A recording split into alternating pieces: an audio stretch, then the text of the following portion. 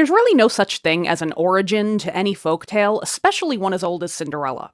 But scholars debate that the ancient text of Rhodopis may have some possible roots. It's OopsAllCinderellas, and Bianca asked for the number 1 Cinderella, and I'm wrapping in numbers 2 and 3 from this book as well because they all explore the same classical character.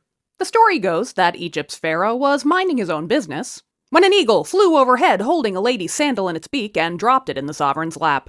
The pharaoh was so surprised by the flyby shooing, and so taken with the sexy sandal, that he used your tax dollars to send his men all over the world looking for its owner.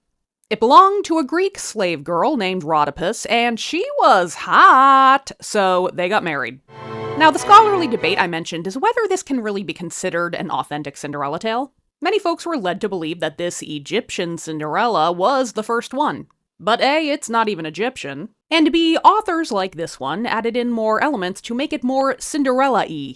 In fact, the only element of that story that the early text of Rhodopis includes is that lost sandal. But could that shoe element have led to future Cinderella folktales? Maybe. It's hard to say.